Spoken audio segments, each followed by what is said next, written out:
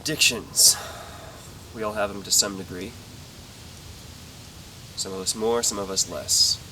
And they can be very important hindrances in our lives, whether we recognize them or not. It can often take a while to recognize them.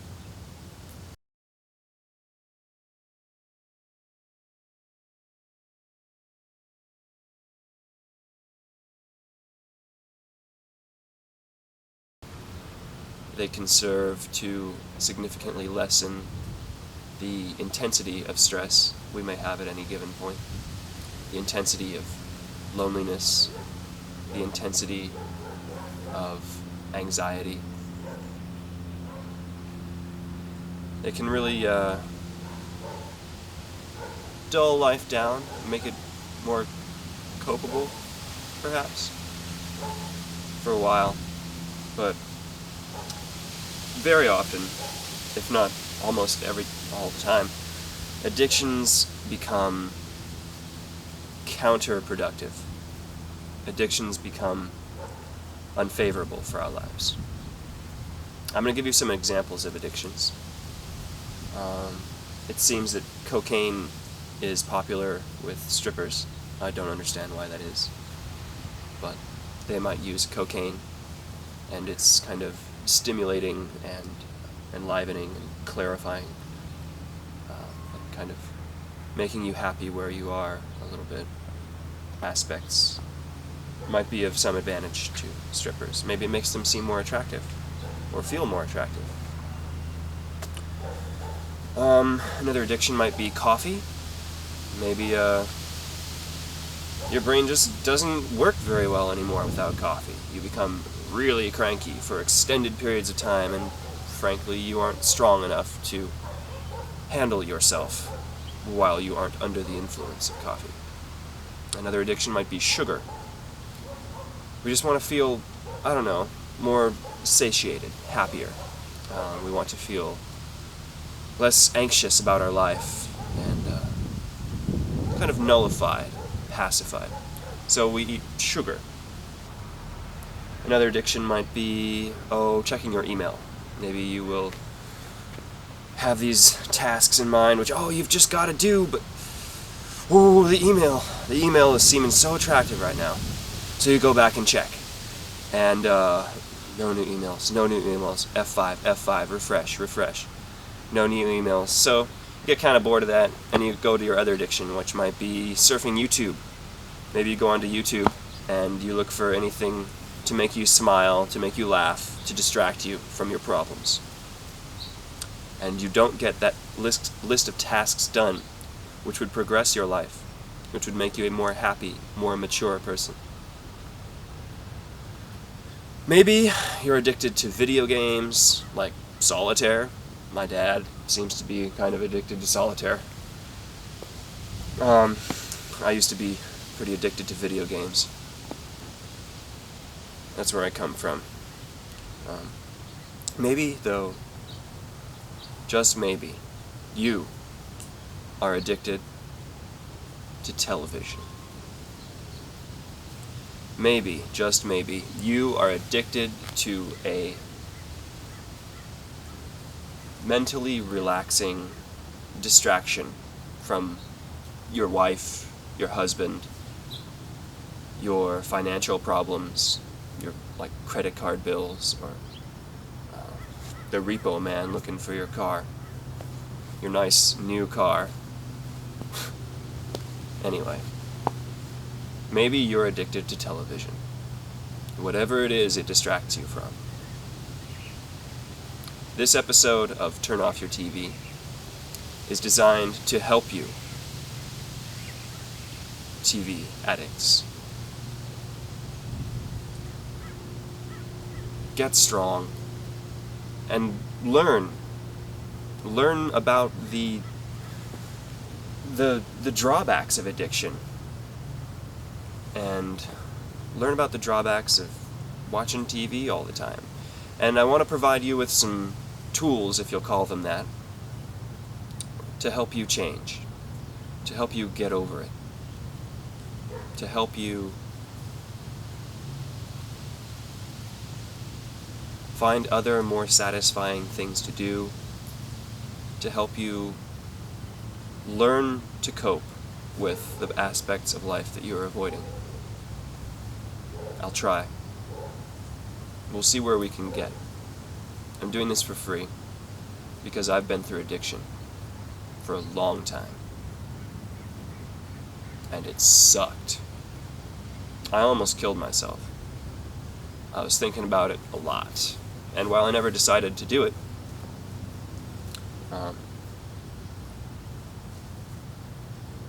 those were not good times. And I want to take care of people. That's a mission I have. So I'm going to try to take care of you. Today we focus on, specifically, addiction.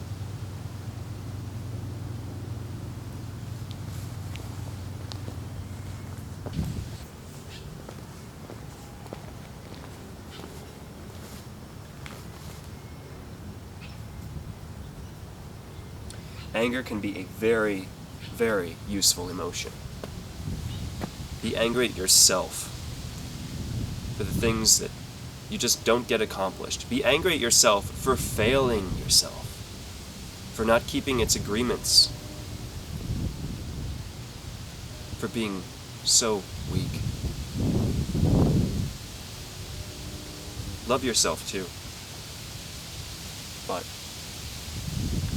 if you cultivate and grow the organ in your brain or the neurons in your brain which are responsible for your experience of anger, you can develop a healthily strong sense of anger.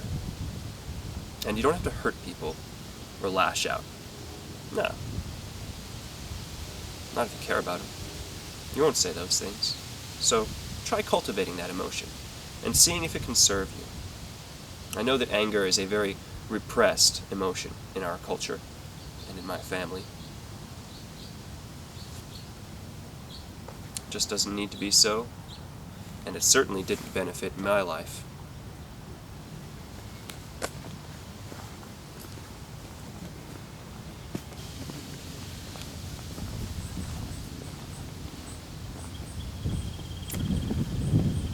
I think one thing that helped me develop my sense of anger was to appreciate what I was good for.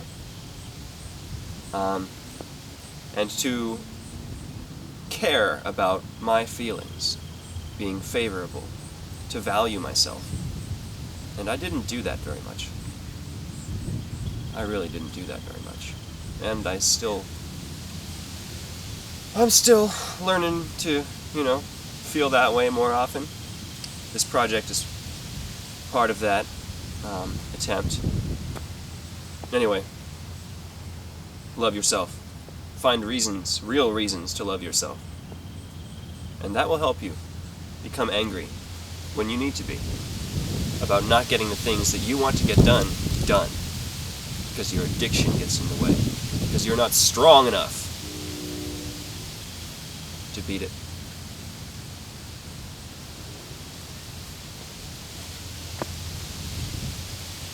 Not yet. It takes effort, dedication. You are working to change the functioning of your brain. And it's not easy. It takes strength. You can gain that strength by experiencing the misery which is the result of your addiction. Experiencing your loneliness, your lack of satisfaction, what is it?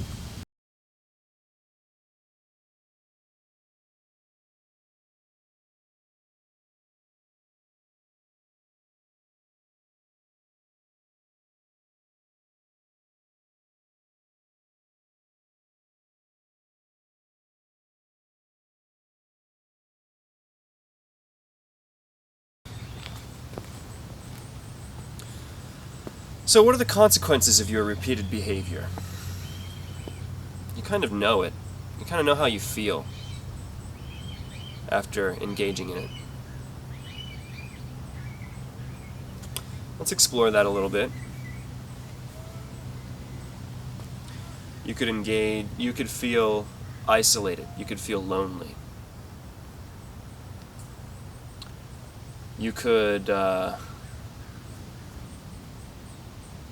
fail to mature. You could be unattractive for your age, in your personality.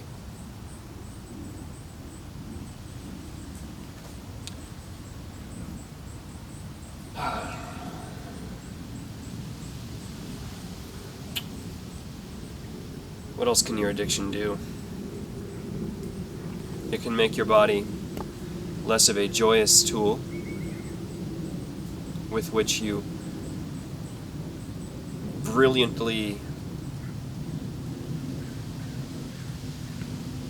tackle life.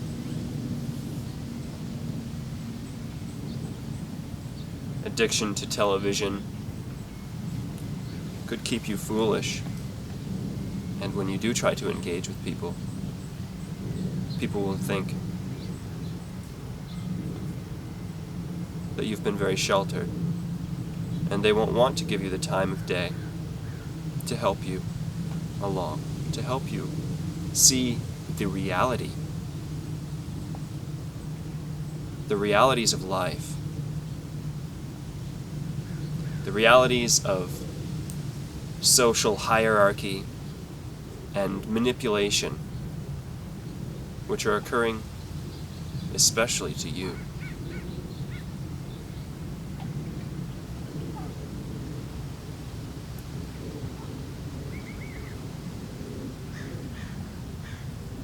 Oh gosh. Addiction to television. Oh, how unsatisfying. How silly. If you know what I mean.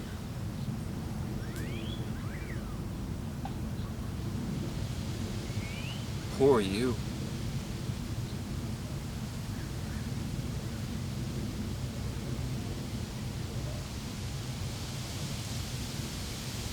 You struggle all the time with whatever it is you're struggling with. And so often, so repeatedly, you fail to focus on it. You turn on the television and you shut your mind off.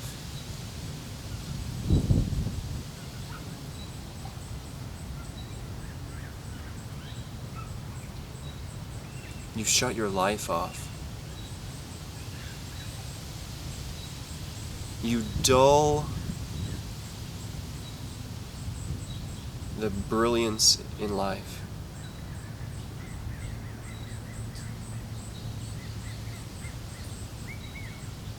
You don't well enough know it, or else you just couldn't bear to let yourself turn on that television all the time. You couldn't bear to see yourself miss out on what could quite possibly be all you'll ever have, your life.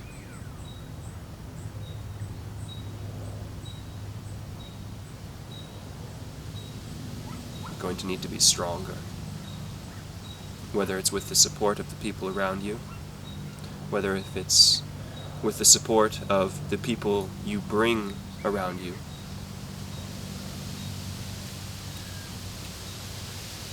Whether, unfortunately, your path involves deluding yourself about certain aspects of life so that you don't have to cope with them. Like uncertainty. It's very difficult. But it's very rewarding.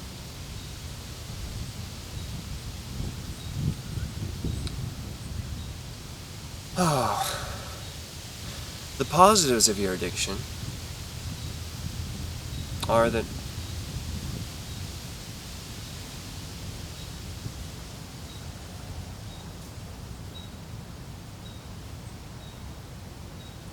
you feel sometimes more at peace than you otherwise would. But really,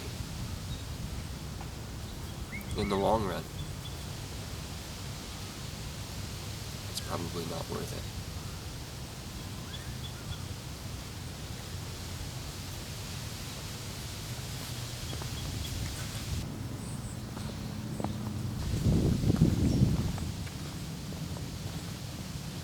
So what can you do to change this aspect of who you are? How can you change who and what you are? How can you change the direction of your life? How can you open yourself up to a more satisfying, more brilliant, more broad array of experiences for this lifetime that you will experience?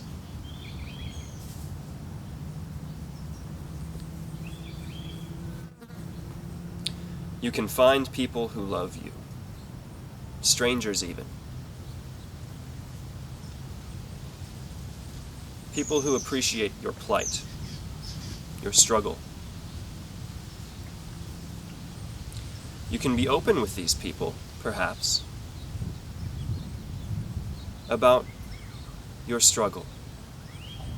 And you can be vulnerable to them. You can let them take some control over your life. As you tell them about the struggle you're having at that very moment in avoiding your addiction, you can let people help you become more strong.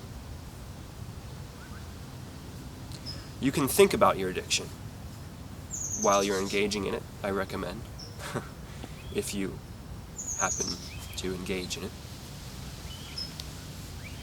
You can think about how you benefit from it and how you don't benefit from it. And you can think about how the world, how your community is affected by your behavior. How the world could be affected by the behaviors you would exhibit were you not engaging in your addiction. So you can think about it, and you can pay close attention to how you feel when you hit rock bottom, to how you feel when you don't have your fix available. And commit that to memory. Commit that as closely as you can to the experience of beginning to engage in that addiction, so that when you do engage in that addiction, almost immediately, the understandings you have about the unfavorable consequences of that addiction will become apparent. And hopefully, you have associated enough unfavorable emotions with those ideas that when you pick up that remote, or you pick up that lighter and straw, or whatever you use, or when you check your email repeatedly, you will unavoidably be thinking about how horrible this is for your life, how dull it makes your life, how sad it makes your life, how tragic it makes your life. You've got to get stronger. You've got to focus. It's going to be difficult. Find help if you can.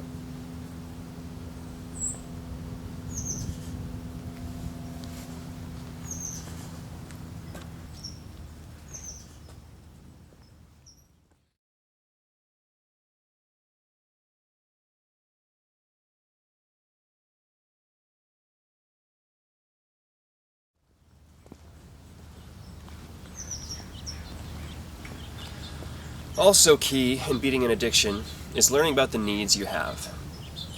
Because typically, if not always, an addiction develops when needs aren't met, and you don't want to experience what life is like without those needs met, and to be in need of them.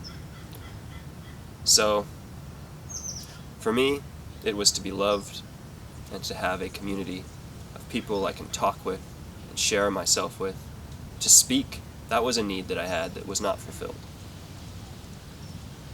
Here I am. Here I am creating a community. Here I am nurturing people. I needed to do that. And here I am expressing myself. It's partly how I get over it. So find out what your needs are. And a lot of people, I'll tell you, a lot of people continue their addictions because simply they aren't getting the love that they need. Are you getting the love that you need? How can you get that love? How can you be appreciated by someone, accepted by someone? What can you do? What can you say to them? What do they want to hear? What would they like to hear? What would they appreciate hearing? Maybe some feedback about a behavior in which they engage in. There are so many different skills that you may have to learn in order to make life without your fix fulfilling enough that it's just good and you don't want your fix. It takes time, it takes strength.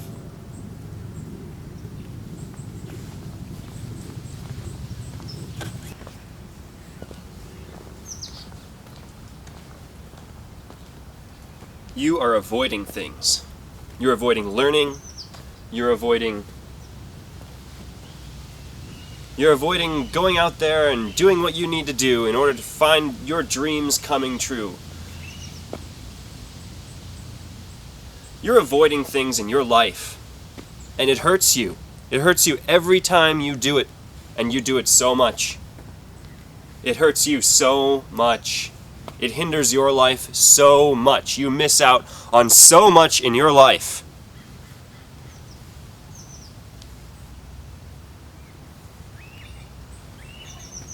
And you hate because it's so miserable. And you aren't well cared enough for. It's so miserable to think about all that you're missing out on. That you don't do it. You avoid thinking about it. You avoid appreciating what it is in your life that you're missing. Because it's so hard.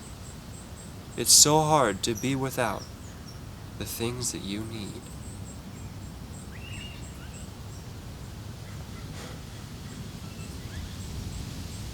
You've made it this far. You're still alive. Oh.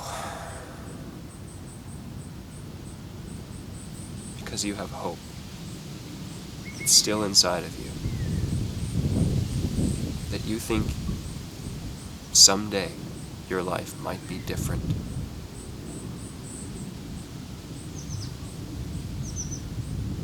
So you've got to rise up.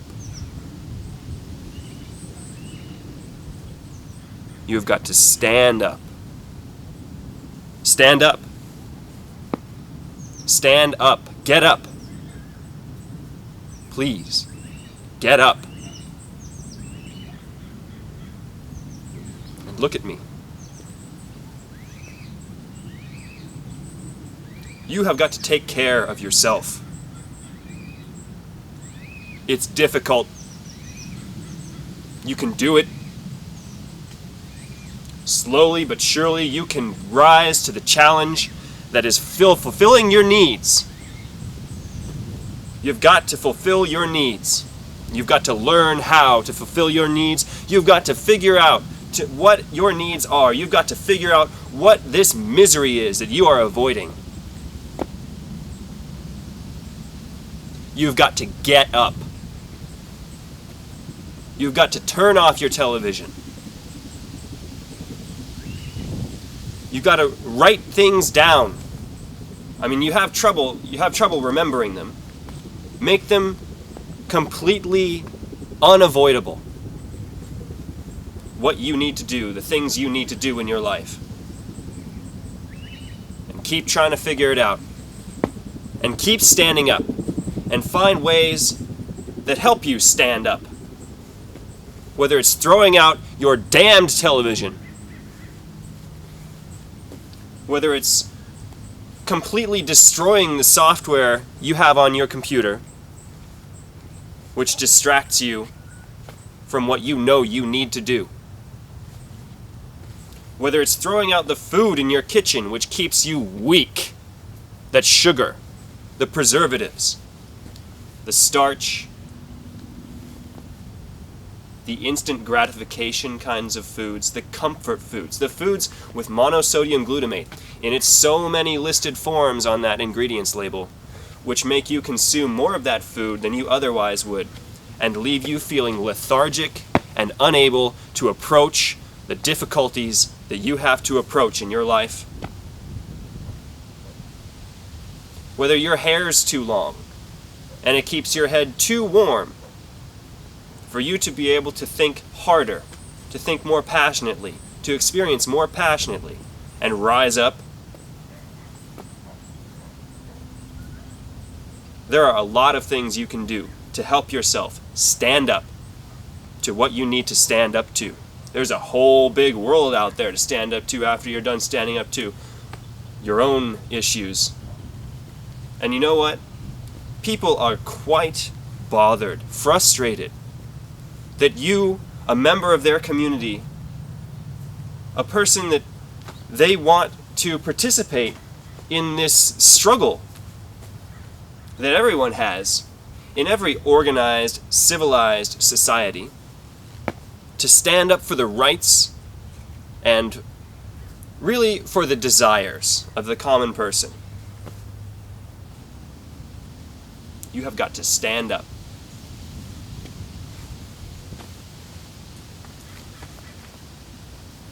Move. Change.